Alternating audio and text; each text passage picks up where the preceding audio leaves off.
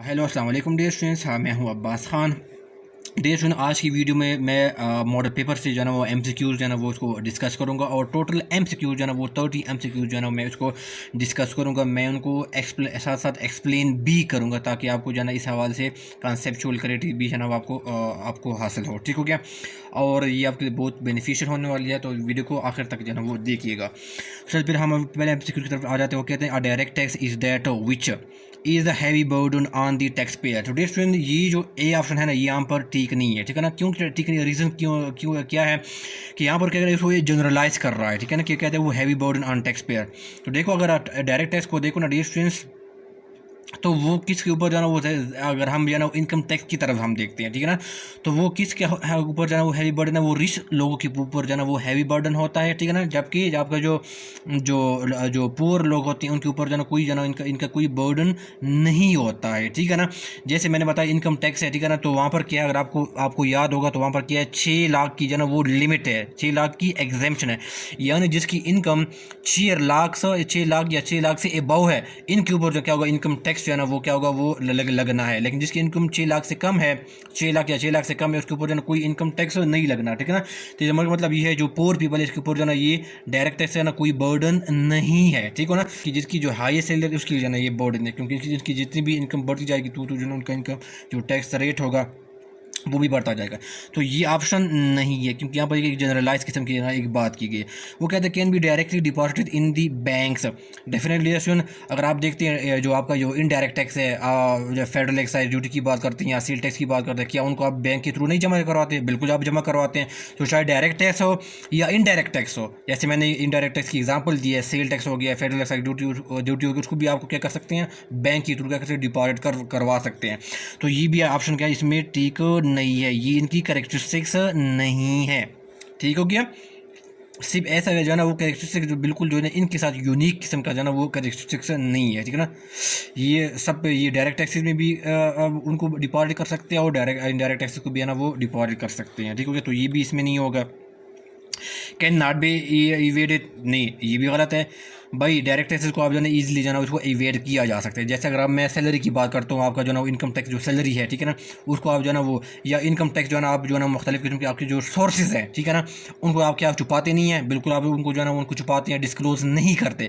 तो direct taxes क्या होता है, उनको आप जो है ना अपने रिसोर्स जो भी आपके इनकम की जो रिसोर्स है आप उनको जो छुपाते हैं, उनको कंसील करते हैं, लिहाजा क्या कर सकते हैं उनको क्या कर सकते हैं उनको जो है ना वो आप उसको कंसील किया जा सकता है। ठीक हो गया? फिर वो कहते हैं is paid by the person on which it is levied. ये बिल्कुल जो है इसमें से ये ऑप्शन जो है ना वो ठीक है। वो कहते हैं कि is paid by the person on which it is levied, यानी जिसके ऊपर जो है ना वो लिवाई की जाती है उनको जो है ना वो पे करना पड़ता है। ठीक है ना? ये ऑप्शन जो है ना वो बिल्कुल सही है। ठीक है ना? मिसाल के तौर पर अगर मेरी सैलरी जो है ना वो मिसाल 1 लाख रुपये, ठीक है ना, है, अगर मेरे ऊपर जो है ना वो इनकम टैक्स लगना है तो मैं ही पे करूँगा ना, कोई और तो पे नहीं करेगा ना।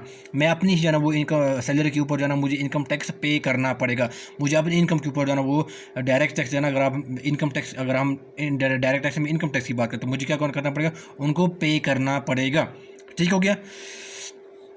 तो इसमें कौन सा ऑप्शन है, ये ऑप्शन जो है ना इसमें ऑप्शन जो है ना क्या होगा वो डी क्या होगा, ठीक हो। डियर स्टूडेंट, इसमें मैंने जो डायरेक्ट टैक्सेस क्या होते हैं, इनडायरेक्ट टैक्स क्या होते हैं, प्रोपोर्शनल टैक्स क्या होता है, जो है ना प्रोग्रेसिव टैक्स क्या होता है, ड्यूटी और टैक्स में क्या फ़र्क है, तो मैंने पहला जो है ना वो वीडियो बनाया था। अगर आप वहाँ पर जाएँ, मैंने पूरी कॉन्सेप्चुअल क्लैरिटी यहाँ पर दी है। ठीक है ना? तो इसको आप जो है ऊपर लिख दीजिएगा गूगल के जो है ना यूट्यूब सर्च बॉक्स में, ठीक है ना, कि गाइडेंस टाइप्स ऑफ टैक्स। तो मैंने पूरी एक्सप्लेन एग्जाम्पल के थ्रू मैंने क्या किया, मैंने इसको जो है ना पूरा जो है ना वो डिस्कस किया, उसको एक्सप्लेन किया है। ठीक है ना? ये मेरा पहला लेक्चर हुआ। ठीक है? तो वहाँ पर अपने एग्जांपल के थ्रू आप जो है ना अपने कॉन्सेप्ट को क्लियर कर सकते हैं मज़ीद। वो आगे कहता है डियर स्टूडेंट, फिर हम आ जाते हैं if we deduct direct tax from personal income we get net national income. No, ये भी आंसर ठीक नहीं है। फिर कहता है personal saving, no, this option is also not correct. फिर आगे कहते हैं वो डिस्पोजेबल इनकम। डियर स्टूडेंट, इसमें जो है ना वो पर कैपिटा इनकम भी नहीं है, तो इसमें से कौन सा ऑप्शन ठीक है, वो डिस्पोजेबल इनकम जो है ना वो ठीक है। डियर स्टूडेंट, यहाँ पर क्या है मैं आपको बता दूँ कि डिस्पोजेबल इनकम क्या होती है, इसको शॉर्ट फॉर्म में DI लिखा जाता है। ठीक है? जब भी आप क्या करते हैं डिस्पोजेबल इनकम क्या करते हैं, जब आप पर्सनल इनकम में से पर्सनल टैक्स माइनस करते हैं, ठीक है ना, तो वो जो अमाउंट बच जाती है उसको कहते हैं, इसको डिस्पोजेबल इनकम कहा जाता है। अब जो PI है यानी पर्सनल टैक्स है, इससे क्या मतलब है, मैंने आपको डिफाइन किया कि personal tax is the total income received by the person from all sources. जितने भी सोर्सेज जो है ना आपको इनकम जो है ना वो रिसीव करते हैं वो आपकी क्या होती है, आपकी पर्सनल इनकम होती है, ठीक है ना। तो पर्सनल इनकम में से जो आपकी जो पर्सनल टैक्स है, पर्सनल टैक्स है क्या लिखा इनकम टैक्स है, क्या है ये आपका जो है ना वो पर्सनल टैक्स है, ठीक है ना, क्योंकि आपके क्या है ना आपकी इनकम, आपकी अपनी इनकम के ऊपर जो है ना वो टैक्स में लगना, इसलिए इसको कहा जाता है, इसको एक पर्सनल टैक्स है, ठीक है। तो पर्सनल टैक्स में से जो पर्सनल इनकम में से जो पर्सनल टैक्स माइनस की जाती है, तो पिछले क्या पीछे क्या रह जाता है, वो डिस्पोजेबल इनकम जो है ना वो रह जाती है, ठीक है। तो उसको आपने उसको याद रखना है। तो करेक्ट ऑप्शन क्या हुआ, ये जो है ना डिस्पोजेबल इनकम जो है ना वो करेक्ट ऑप्शन हुआ, ठीक है। फिर आगे ऑप्शन वो कहते हैं कि corporate tax is levied on landlords, no ये भी जो है ना वो गलत है। म्यूनिसिपल कॉर्पोरेशन, नो ये भी गलत है। एक्सपोर्टर, ये भी जो है ना वो गलत है। तो सही ऑप्शन कौन सा है, सी ऑप्शन है, जॉइंट स्टॉक कंपनी, ठीक है। अब ये स्टूडेंट मुझे बताएं कि मैं आपको बता दूं कि किसी ने भी कमेंट बॉक्स में पूछा था कि कॉर्पोरेट टैक्स क्या होता है, तो डिस्ट्रीब्यूशन मैं आपको बिल्कुल मुख्तसर चीज़ है ना वो बिल्कुल बता दूं, सिंपल अल्फाज सादा सी अल्फाज में। जो भी कंपनी होती है ना वो कोई अर्निंग इनकम करती है ना, ये जो प्रॉफिट या रेवेन्यू जो इनकम कमाती है ना, इसके ऊपर जो टैक्स लगता है उसको कहा जाता है कि कॉर्पोरेट टैक्स। यानी कंपनी जो वो अर्निंग करती है, वो जो इनकम जनरेट करती है, ठीक है ना, वो अपना बिजनेस करती है, उससे जो प्रॉफिट जनरेट करती है उसके ऊपर जो है ना वो टैक्स लगता है, उसको कॉर्पोरेट टैक्स जो है ना वो कहा जाता है। और मैं आपको बता दूं कि पाकिस्तान में कॉर्पोरेट टैक्स कितना है, इसकी रेशो कितनी है, 29% की है कॉर्पोरेट टैक्स है। ये इसको रेशो को आपने याद रखना है। इससे पहले जो था ना वो 35% था, लेकिन इसको अभी रिड्यूस करके क्या किया, उसको 29% कर दिया है, ठीक है। सर्टिफिकेशन पे आ गए थे inland revenue wing of FBR collects kind of domestic tax, ठीक है। तो डिस्ट्रीब्यूशन इसमें से मैं आपको बता दूं कि IBR की जो है ना वो दो किस्म की जो है ना वो विंग्स है, ठीक है ना, दो किस्म की विंग्स है। इसको कहा जाता है IRS, इनलैंड रेवेन्यू सर्विस, और दूसरा कौन सा होता है, एक दूसरा है वो कस्टम्स है, ठीक है, कस्टम्स विंग। तो डिस्ट्रीब्यूशन जो इनलैंड रेवेन्यू जो सर्विस है वो कौन से जो है ना वो कलेक्ट तीन टैक्स जो है ना वो कलेक्ट करती है। तो इसमें क्या कहते हैं, वो इनकम टैक्स जो है ना वो कलेक्ट करती है, नंबर एक। वो क्या होती है, सेल टैक्स जो है ना वो कलेक्ट करती है, ठीक है। और दूसरा ना फेडरल एक्साइज ड्यूटी जो है ना ये क्या करती है, ये इनलैंड रेवेन्यू सर्विस जो कि IBR का विंग है, ये क्या करती है, तीनों जो है ना वो क्या करती है, टैक्स जो है ना वो कलेक्ट करती है, ठीक है ना। तो इसमें से कलेक्ट ऑप्शन कौन सा हुआ, थर्ड जो है ना, तीन जो है ना वो ऑप्शन नंबर ए जो है ना वो करेक्ट आंसर है, ठीक है। गवर्नमेंट फाइनेंस इज कॉल्ड, तो डियर स्टूडेंट मैंने आपको फिजिकल पॉलिसी में ये MCQs भी मैंने आपको ये पॉइंट बताया था। तो गवर्नमेंट फाइनेंस को क्या कहा जाता है, उसको पब्लिक फाइनेंस भी कहा जाता है, ठीक हो गया। अब डियर स्टूडेंट मैं थोड़ा सा डिफाइन करूँ कि पब्लिक फाइनेंस क्या होता है, ठीक है। डियर स्टूडेंट ये पब्लिक फाइनेंस जो है ना ये इकोनॉमिक्स की एक ब्रांच है, ठीक है। पब्लिक फाइनेंस इकोनॉमिक्स की एक ब्रांच है जिसमें ये स्टडी किया जाता है कि एक स्टेट, एक रियासत क्या होता है, एक कंट्री क्या होती है, अपने टैक्स, अपने जो रेवेन्यू है उसको कैसे कलेक्ट करती है, और ये जो है ना अपने एक्सपेंडिचर जो है ना वो कैसे जो है ना वो करते हैं, ताकि वो क्या करे, अपने फंक्शंस को परफॉर्म करे, ठीक है। तो इन सब में जो है ना वो ये वो डिस्कस की जाती है कि एक स्टेट अपने टैक्स को कैसे कलेक्ट करती है, अपने रेवेन्यू को कैसे कलेक्ट करती है, और अपने एक्सपेंडिचर जो है ना वो कैसे करती है। तो सारा जो है पब्लिक फाइनेंस में इसको डिस्कस किया जाता है, ठीक है ना। और पब्लिक फाइनेंस के जो है मजीद इसके 4 ब्रांचेज है, जिसमें जो है ना पब्लिक एक्सपेंडिचर है, पब्लिक रेवेन्यू है, पब्लिक डेप्ट है, और फाइनेंशियल एडमिनिस्ट्रेशन है, ठीक है। तो ये सारे क्या है, पब्लिक फाइनेंस की ब्रांचेज है, ठीक हो गया स्टूडेंट्स। मैंने थोड़ा सा इसको डिफिनेशन भी करा दिया। अच्छा डियर स्टूडेंट फिर आगे आ जाते हैं 6 MCQ, कहते हैं कि if government increase taxes private savings, ठीक है ना। अब डियर स्टूडेंट मैं इसको जाना एग्जांपल के थ्रू जाना मैं इसको समझाता हूँ, आपको जाना अच्छी तरह जाना वो समझ आ जाएगी, ठीक है। मैं इसको जाना पॉइंट को समझाना चाहता हूँ, ठीक है। अब मिसाल तो मैं एक एग्जाम्पल लेता हूँ, ठीक है ना। मेरी सैलरी थी 40,000 रुपये, ठीक है ना, ठीक है ना, एक XYZ, ठीक है। अब उसको जाना वो उनको इनकम टैक्स की मद में ये सैलरी थी, उनको जाना वो जो है ना हम सपोज करते हैं उनको क्या करना पड़ा, उनको 10,000 रुपया जो है ना वो टैक्स की मद में उनको गवर्नमेंट को देना पड़ा, ठीक है। लिहाजा इसमें से जब अब इनकम टैक्स माइनस करते हैं तो पीछे कितना रह जाता है, 30,000 रुपया रह जाती है, ठीक है। अब हम सपोज करते हैं कि उनकी जो घरेलू एक्सपेंस है ना, घर के अखराजात है, ठीक है, वो क्या है 15,000 रुपये है, ठीक है, महीने के, ठीक है। तो वो क्या करें, हम इसमें से क्या करेंगे, जो उनके बच गए हैं, ठीक है, उनमें से क्या किए हैं, 15,000 भी माइनस कर दिए हैं, तो पीछे इसकी सेविंग्स कितनी रह गई, 15,000 रुपये इसकी जो है ना वो अमाउंट क्या कि उनके पास बच गए हैं, ठीक हो गया। अब हम क्या कहते हैं, फिर दूसरा केस लेते हैं। हम कहते हैं उनके पास जो है ना वही सैलरी वही है, 40,000 रुपये है, गवर्नमेंट ने क्या किया, अब टैक्स बढ़ा दिया है, ठीक है ना। अब अगर वो क्या ले क्या कहते हैं इनकम टैक्स के बाद में वो 10,000 पे कर रहा था, ठीक है ना, अब क्या कर रहा है वो 20,000 जो है ना गवर्नमेंट को इनकम टैक्स के बाद में पे कर रहा है अपनी सैलरी के ऊपर, ठीक है ना। तो इसमें से माइनस कर देंगे टैक्स, इनकम टैक्स, तो पीछे कितना रह गया 20,000 रुपया जो है ना वो रह गया, जिस तरह यहाँ पर 30,000 रुपया रह गया था, ठीक है। अब हम सपोज करते हैं कि उनकी जो है घरेलू अखराजात है वो वही है 15,000 रुपया, जिस तरह यहाँ पर था, तो 15,000 रुपया हम माइनस कर देंगे, तो पीछे कितना रह गया 5,000 रुपया जो है ना वो रह गया। अब मुझे ये बताएं कि टैक्स जैसे इंक्रीज़ हो गया है 10,000 से 20,000 पे चला गया, तो इसकी सेविंग्स क्या हुई, डिक्रीज़ हुई कि नहीं हुई, 5,000 रुपये थी। जब वहाँ पर इनकम टैक्स क्या था 10,000 रुपया था, तो उसकी उनकी सेविंग कितनी थी 15,000 रुपये उनकी सेविंग्स हो रही थी, बचत हो रही थी। लेकिन जैसे ही क्या किया 10,000 से 20,000 उनको जो है ना वो टैक्स इंक्रीज़ किया गया, ठीक है, तो इनकी सेविंग्स कितनी होगी, डिक्रीज़ होगी, जो है ना वो क्या होगी, जो है ना 5,000 रुपये जो है ना वो आ गई है, ठीक है। तो इससे क्या पता चलता है, यहाँ पर एमसीक्यूज़ क्या होता है, एमसीक्यूज़ में लिखा हुआ है if the government increase taxes private saving क्या होती है वो डिक्रीज़ हो जाती है, ठीक है। मैंने इस एग्जाम्पल के थ्रू भी आपको बता दिया है, ठीक हो गया। पीडीएफ वो आगे कहते हैं कि which section of sale tax act 1990 deals with special audit by the chartered accountant. तो स्टूडेंट ये मैंने आपको बताया है कि जो सेक्शन 32A है, ठीक है ना, वो क्या करते हैं वो स्पेशल ऑडिट के साथ क्या करता है उनके साथ जो है ना वो डील करता है, ठीक है। अब ये स्पेशल ऑडिट मैंने ये एमसीक्यू पहले भी करवाया था कि स्पेशल ऑडिट में कौन कौन से बंदे आते हैं। स्पेशल ऑडिट जो पैनल होता है इसमें कौन कौन से बंदे होते हैं, इसमें ये होता है कि चार्टर्ड अकाउंटेंट भी बंदा हो सकता है, इसमें ऑफिसर ऑफ इनलैंड रेवेन्यू का पर्सन भी हो सकता है, इसमें जो है ना वो जिसको और इसको कॉस्ट एंड मैनेजमेंट अकाउंटेंट भी हो सकता है, और इसमें से जो एक ऐसे बंदे को जिसको बोर्ड जो है ना BR अपॉइंट करे, ठीक है। तो ये सारे बंदे क्या होते हैं स्पेशल जो ऑडिट पैनल होता है उनका मेंबर होता है। ये इसमें से भी एमसीक्यू आ सकता है, ये चारों बंदों को आपने याद रखना है, ठीक है ना, और ये सेक्शन भी आपने याद रखना है, ये बहुत ज़्यादा वो इंपॉर्टेंट है। 32A के तहत स्पेशल ऑडिट किया जाता है, ठीक हो गया। सर डेयर स्टूडेंट फिर आगे एमसीक्यूज़ है, वो कहते हैं कि no person other than shall make any deduction or reclaim input tax in respect of taxable supplies made to or to be made by him. तो डेयर स्टूडेंट्स, अच्छा यहाँ पर डेयर स्टूडेंट्स मैं आपको बता दूं कि जो deduction or reclaim of input tax क्या है, ये मैंने इस पे ऊपर जो है ना वो कॉन्सेप्ट जो है ना वो रिक्लेम ऑफ इनपुट टैक्स कब रिक्लेम कर सकते हैं, ये मैंने फेडरल एक्साइज जो मेरा एक्ट था, ठीक है ना 2005 का जो लेक्चर नंबर 3 था, वहाँ पर आप जाइएगा। मैंने जो टॉपिक डिस्कस किया ज़ीरो रेट, ठीक है, यहाँ पर ज़ीरो रेट, वहाँ पर मैंने एग्जाम्पल के थ्रू क्या किया, मैंने आगे जो है ना वो समझाया है कि उनको आप कैसे कहना वो कॉन्सेप्ट क्या है, ये रिक्लेम कैसे की जाती है, ठीक हो गया। तो वहाँ पर क्या है सिर्फ जो है ना यहाँ पर कोई सिर्फ जो है ना वो रजिस्टर्ड पर्सन क्या कर सकते हैं उनको क्लेम कर सकते हैं, कोई और बंदा क्लेम नहीं कर सकता है, चाहे वो क्या हो डिडक्शन हो इनपुट टैक्स की या क्या उनको रिक्लेम करना हो, ठीक है। तो वो कौन कर सकते हैं, रजिस्टर्ड पर्सन ही कर सकते।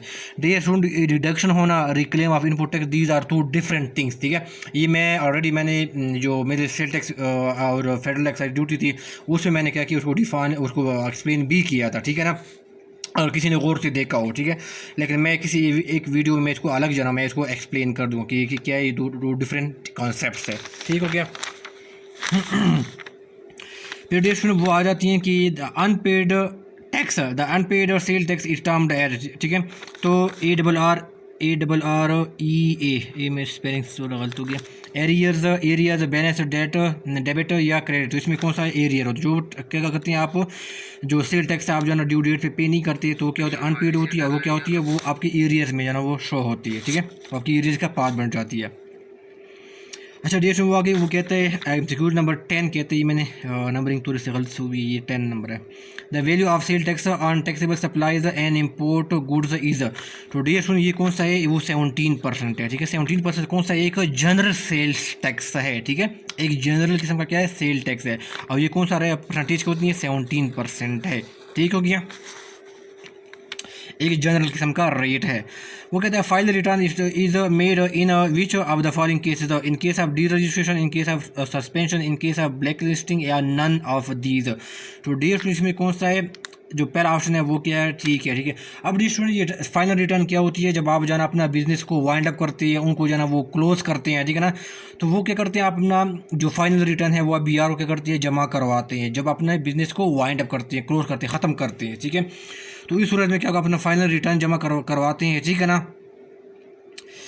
तो इसमें क्या होगा, तो आपको क्या करना पड़ेगा, डी रजिस्ट्रेशन जाना वो आपको क्या करना पड़ेगा, आपको क्या अपने आप को डी रजिस्टर करना पड़ेगा, ठीक है ना। आपने जो अपने BR के लिए आपने जो सेल टैक्स या फेडरल एक्साइज ड्यूटी के लिए रजिस्टर किया होता है, तो उसके लिए आपको क्या करना पड़ेगा, जो आपको बिजनेस को ख़त्म कर रहे हैं तो आपको क्या करना पड़ेगा, फाइनल रिटर्न जमा करवाते हैं तो फिर आपको साथ इसके साथ क्या करना पड़ेगा, डी रजिस्ट्रेशन भी अपने आपको डी रजिस्टर भी करना पड़ेगा आपको, ठीक है। तो डी रजिस्ट्रेशन की सूरत में होती है, फाइनल रिटर्न की सबमिशन की सूरत में जनाब होती है, ठीक हो गया। वो कहते हैं who is appointed to conduct a special audit, ये मैंने अभी थोड़ी बार मैंने आपको पहले बता दिया कि कौन जो स्पेशल ऑडिट है उसकी पैनल का कौन कौन हिस्सा हो सकता है। तो इसमें से ऑफिसर ऑफ लैंड रेवेन्यू भी होता है, फॉर्म ऑफ चार्टर्ड अकाउंटेंट भी उसको सेलेक्ट किया जा सकता है स्पेशल ऑडिट की पैनल का, जो मैंने बात की, ठीक है। जो 32A जो सेक्शन है उसमें मैंने आपको बताया था, कॉस्ट एंड मैनेजमेंट अकाउंटेंट, या इसमें से क्या आ रहा है, तो इसमें क्या है सारे जो है वो ठीक है, ये सारे क्या बंदे क्या हो, ये स्पेशल जो ऑडिट पैनल है, ठीक है, उनका हिस्सा बन सकते हैं और ये स्पेशल ऑडिट को कंडक्ट कर सकते हैं ये बंदे, ठीक हो गया। तो यहाँ पर क्या है सारे की ऑप्शन क्या है, ऑल ऑफ अबाउट ठीक है। फिर वो कहते हैं कि which type of method of accounting has been provided in income tax ordinance, ठीक हो गया। तो इसमें से डियर स्टूडेंट कौन सा ऑप्शन है, ये सी जो ऑप्शन है वो ठीक है। इसमें से कैश बेसिस अकाउंटिंग और एक रूल बेसिस अकाउंट का दोनों, इसमें से सी जो है ना वो क्या है वो ठीक है। अब मैं इसको थोड़ा सा एक्सप्लेन करूँ कि कैश बेसिस क्या होती है, एक रूल बेसिस क्या होती है। ये है कैश बेसिस अकाउंटिंग, ठीक है। ये हम जो फाइनेंशियल अकाउंटिंग है उसमें हम जाने इसको हम पढ़ेंगे, ये इसकी अकाउंटिंग की इस तरह समझिए बेसिक्स है, ठीक है। वो कहते हैं कि cash basis accounting the accounting method that recognise revenues and expenses at the time cash is received and paid out. वो कहते हैं कि आप जो है ना वो रेवेन्यूज एंड एक्सपेंसेस को उस वक्त जो है ना वो रिकॉग्नाइज करो, जब आप क्या करो, जब आप उसको कैश की आप जो है ना उसको पे करो या उनको जो है ना वो रिसीव करो, ठीक है। अब मैं क्या करता हूँ पहले एक्सपेंसेस की जो है एग्जाम्पल लेता हूँ, ठीक है। मिसाल के तौर पर आपने क्या कोई चीज़ जो है ना वो 10 नवंबर को 2021 को क्या कि कोई जो उधार पे क्या कि ये परचेज की है, परचेज क्रेडिट का मतलब ये कोई चीज़ उधार पे क्या करना, कोई चीज़ खरीदना, ठीक है ना। और आप उस सप्लायर को कहते हैं कि मैंने आपको क्या कि 15 दिसंबर 2021 को क्या करनी है, आपको पेमेंट करनी है, ठीक हो गया। अब इस प्रिंसिपल के मुताबिक वो कहते हैं कि आप जो है ना आपने एक्सपेंस कर लिया, परचेज किया, एक एक्सपेंस है ना, तो ये कहते हैं कि आप जो है ना जिस महीने में क्या करते हैं आप एक्चुअल कैश की पेमेंट करेंगे, उस सूरत क्या उस महीने में क्या होगा वो एक्सपेंस रिकॉग्नाइज किया जाएगा। इस महीने में वो एक्सपेंस रिकॉग्नाइज नहीं किया जाएगा, बेशक आपने जो है ना वो क्यों ना कोई चीज़ खरीदी हो, ठीक है। तो जब आप जो है ना इसको जो है ना 15 दिसंबर 2021 को आप पेमेंट करेंगे, तब क्या करेंगे, आप इसको एक्सपेंस को रिकॉग्नाइज करेंगे, ठीक हो गया। और वो क्या होगा दिसंबर के जो मंथ होगा उसका जो है ना वो एक्सपेंस कंसीडर किया जाएगा, वो 10 नंबर का एक्सपेंस कंसीडर नहीं किया जाएगा, क्योंकि वो कहते हैं कि जब आप कैश को पे करो तब क्या करो आप एक्सपेंस को आपने रिकॉग्नाइज करना है, ठीक है। तो उन केस में क्या करें, आप 15 दिसंबर को पेमेंट करेंगे, लिहाजा आप क्या करें 15 दिसंबर को क्या करेंगे उस एक्सपेंस को रिकॉग्नाइज करेंगे। अब मैं इसको रेवेन्यू की एग्जांपल लेता हूँ। मिसाल के तौर पर आपने कोई जो है ना वो कोई जो है ना वो कोई सेल किया, ठीक है ना, लेकिन क्या किया उधार पे कोई चीज़ क्या किया, सेल किया, क्रेडिट सेल, ठीक है ना, उधार पे उसको सेल किया, ठीक है। जो कहा जाता है मैनेजमेंट साइंस में कहा जाता है, जो अकाउंटिंग में कहा जाता है जो है ना उसको क्रेडिट सेल कहा जाता है, ठीक है। अब आपने क्या किया कोई क्रेडिट सेल किया और उस बंदे को कहते हैं कि आपने क्या करना है, मुझे 15 दिसंबर को आपने पेमेंट करनी है, यानी नेक्स्ट महीने आपने पेमेंट करनी है, ठीक है।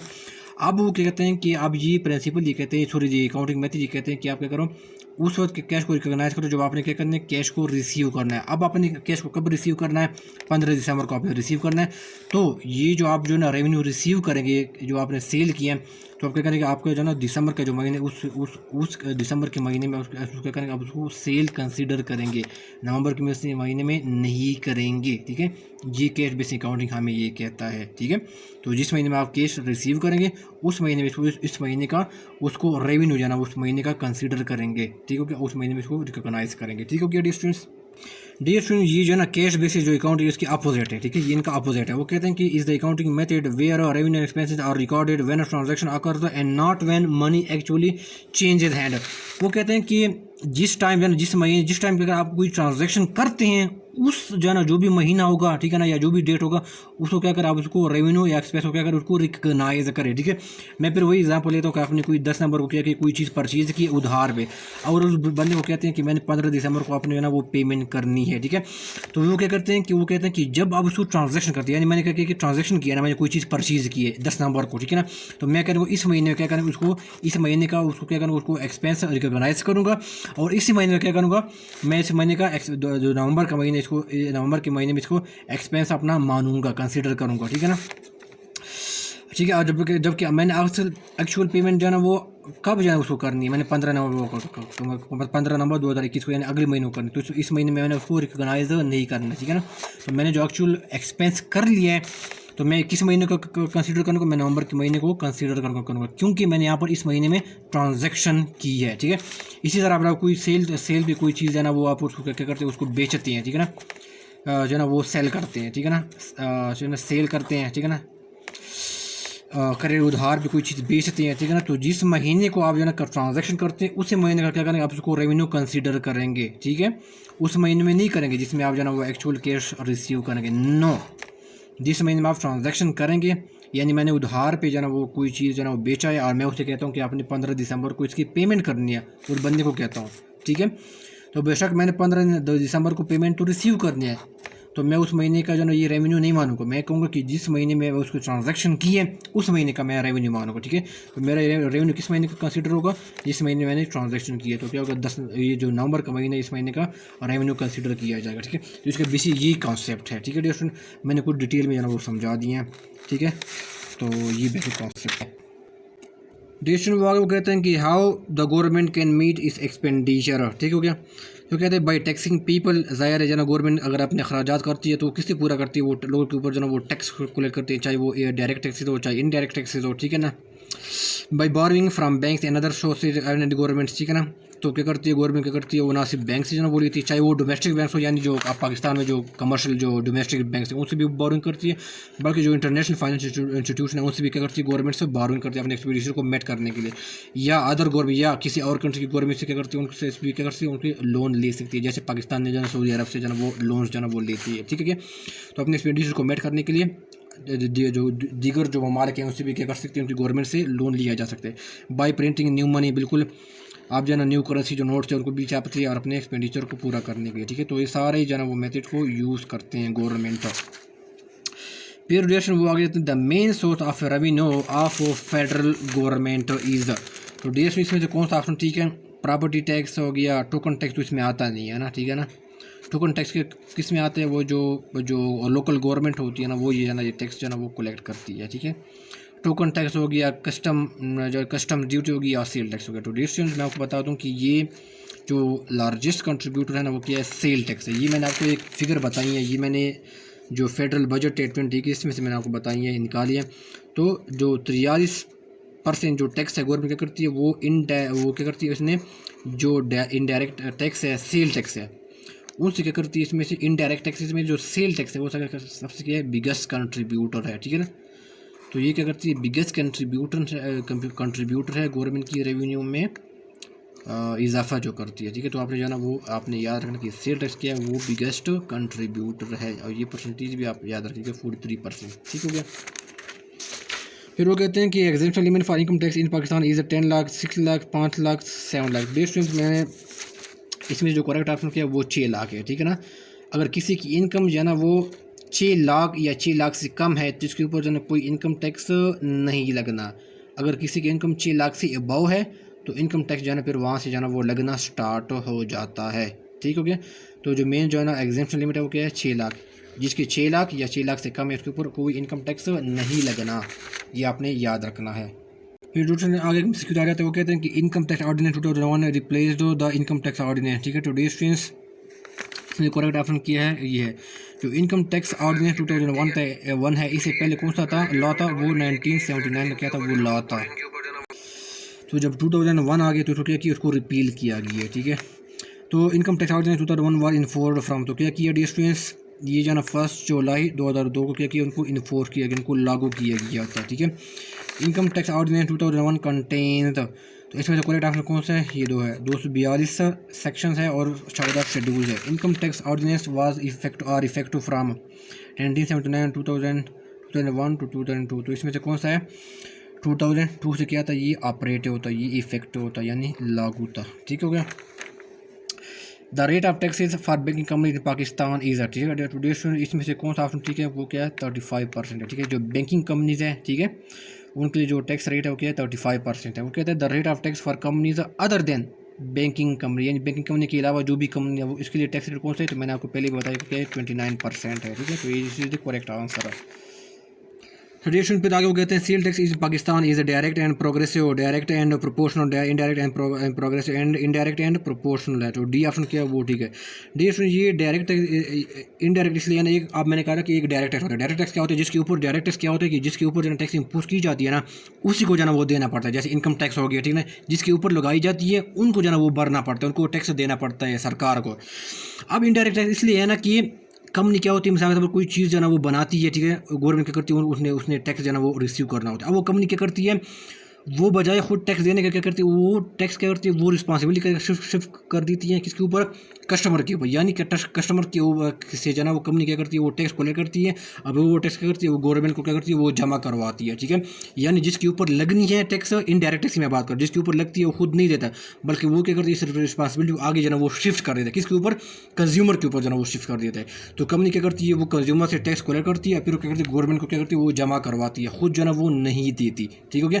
जबकि डायरेक्ट टैक्स क्या होते हैं, जिसके ऊपर लगनी है उनको जो है ना वो देना पड़ता है। जैसे मैंने बताया आपके ऊपर सैलरी के ऊपर जो है आपको लगती है तो आपको ही देना पड़ता है। अब इसे रिस्पॉन्सिबिलिटी को शिफ्ट नहीं कर सकते किसी दूसरे के ऊपर, ठीक हो गया। तो सेल टैक्स क्या हुआ, इनडायरेक्ट हो गया, ठीक है। और ये क्या प्रोपोर्शनल भी है, ठीक है। जिस तरह मैंने बताया कि 17% क्या है, जनरल सेल टैक्स है, ठीक है ना। तो ये क्या होता है, एक प्रोपोर्शनल, एक फिक्स रेट होता है, ठीक है।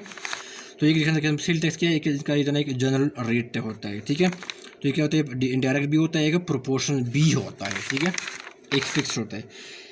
It is easy and convenient to pay direct tax, indirect tax, proportional tax, progressive tax, ठीक है ना। तो डियर स्टूडेंट्स ये कौन सा होता है, इनडायरेक्ट टैक्स क्या होता है, ये सबसे जो है ना वो कन्वीनियंट जो है ना वो होता है, ठीक है। अब इसकी रीज़न जो है ना वो ये है डियर स्टूडेंट्स कि सरकार जो है ना, अब आपने पाकिस्तान में देखा होगा, पाकिस्तान में जो है ना वो जो 68% जो टैक्सेज है वो क्या है, इनडायरेक्ट टैक्सेज है, ठीक है ना। 68% इनडायरेक्ट टैक्सेज है। तो गवर्नमेंट क्या करती है, इसी गवर्नमेंट के लिए सबसे आसान तरीका क्या करे कि वो इनडायरेक्ट टैक्सेज को ना वो लगाएं, ठीक है। क्योंकि क्या होती है, मिसाल के तौर पर आपने कोई जो है ना वो साबुन लेना है, ठीक है ना, आपने कोई सोप जो है ना वो ख़रीदना है, ठीक है ना। तो गवर्नमेंट क्या करती है, अगर सोप आप ख़रीदते हैं तो इसके ऊपर जो है ना वो 17% क्या होगा, सेल टैक्स आपको जो है ना वो देना ही पड़ेगा, ठीक है ना। तो सरकार क्या करती है, आपसे जो है ना वो निकालती है, या तो फिर आप ऐसा करें कि साबुन ख़रीदे ही ना। तो ऐसा तो नहीं हो सकता, आप जो ना साबुन तो है ना वो ख़रीदते हैं, शैम्पू जो है ना वो ख़रीदते हैं। मैं वैसे एग्जांपल दे रहा हूँ, ज़रूरियाती ज़िंदगी जो चीज़ें हैं, ठीक है ना, आपको ख़रीदना पड़ता है। लिहाजा आप जो है ना वो ख़रीदेंगे तो आपको जो है ना वो टैक्स देना ही पड़ेगा। तो सरकार क्या करती है, आसानी से क्या करती है, आपसे टैक्स ले लेती है, ठीक है ना। ना चाहते भी अगर आप ना चाहते भी, अगर आप नहीं भी देना चाहते हैं तो फिर भी आपको देना ही पड़ता है। It is difficult to avoid, it is difficult to direct tax है, इनडायरेक्ट टैक्स है, प्रोपोर्शनल टैक्स है या प्रोग्रेसिव टैक्स है। तो डियर स्टूडेंट्स ये कौन सा होता है, इनडायरेक्ट टैक्स, इनको डिफिकल्ट, इसको इवेड नहीं किया जा सकता, ठीक है। डायरेक्ट टैक्स क्या होती है, आपने अब जाना अपने जो सोर्सेज ऑफ इनकम है इनको आप जो है ना वो छुपाते हैं, ठीक है, टैक्स अथॉरिटी से, तो उनको जो है ना वो हाइड किया जा सकता है किसी भी तरीके से।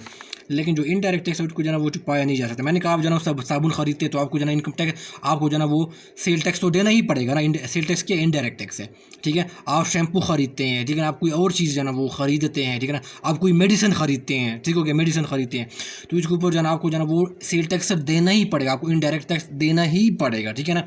या तो फिर आप इस तरह का आप मेडिसिन ही ना खरीदें, ठीक है ना, लेकिन नहीं, आपको जो है ना वो देना ही पड़ेगा, ठीक है ना। लिहाजा क्या होता है, इनडायरेक्ट टैक्स आप जो है ना वो ये डिफिकल्ट तो है, मुश्किल से आप जो है ना उसको इवेड नहीं कर सकते, ठीक हो गया।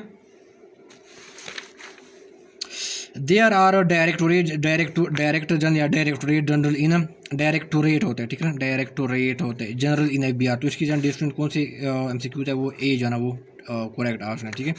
टोटल कितने 6 किस्म के जो है ना वो डायरेक्टोरेट जनरल है, ठीक हो गया।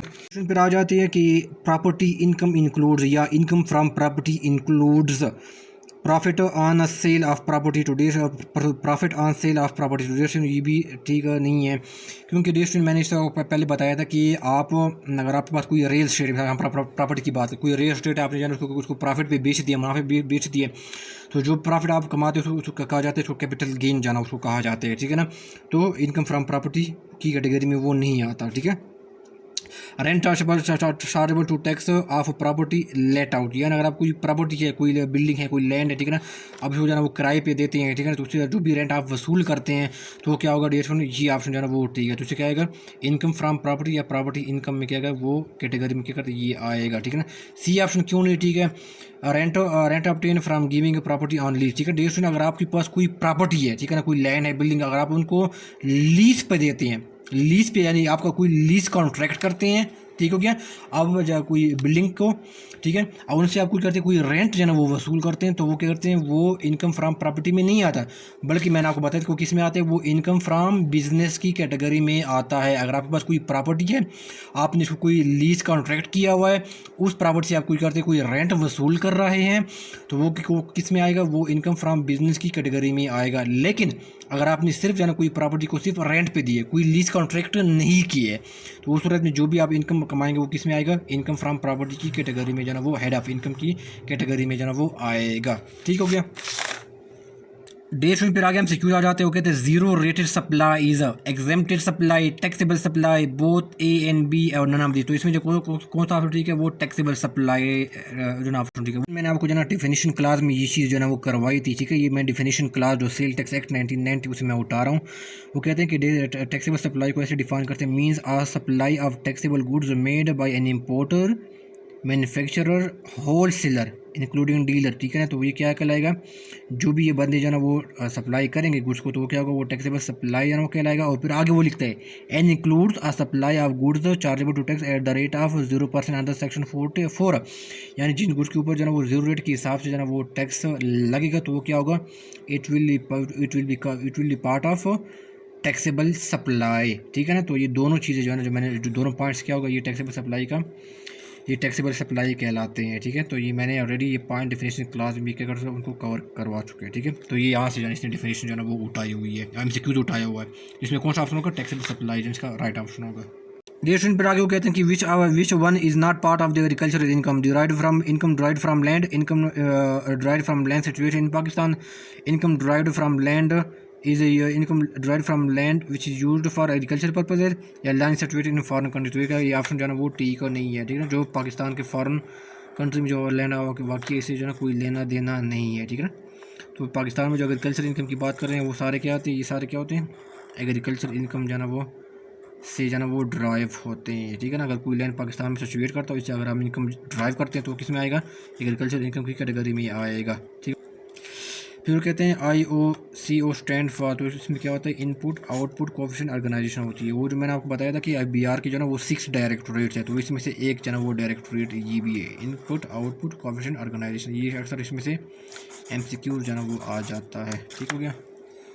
आज की वीडियो में मैंने 30 जो MCQs जो थे, जो मैंने मॉडल पेपर से उठाए थे, ठीक है, उसको मैंने डिस्कस किए, मैंने पूरी एक्सप्लेनेशन की है, मैंने भरपूर कोशिश की है कि आपको जो है हर चीज़ जो है ना वो समझाया जाए, ठीक है ना, ताकि आपकी जो है ना वो अच्छी जो कॉन्सेप्चुअल क्लैरिटी हो, ठीक है ना, उनके पास जो अंडरस्टैंडिंग हो क्या वो डेवलप जो है ना वो हो जाए, ठीक है। मुझे उम्मीद है कि आपको जो है ना वो वीडियो जो है ना वो अच्छी लगी होगी, और अगर आप कोई नई कोई टॉपिक भी जो है आप वीडियो सजेस्ट करना चाहते हैं तो डियर स्टूडेंट्स आप कमेंट बॉक्स में जो है वो लिख दीजिएगा, और इंशाल्लाह कमिंग डेज में हम जो है मज़ीद इसको MCQ जो है उसको डिस्कस करेंगे विद एक्सप्लेनेशन। तो डियर स्टूडेंट दुआ में याद रखना, और बाय, अल्लाह हाफ़िज़, टाटा।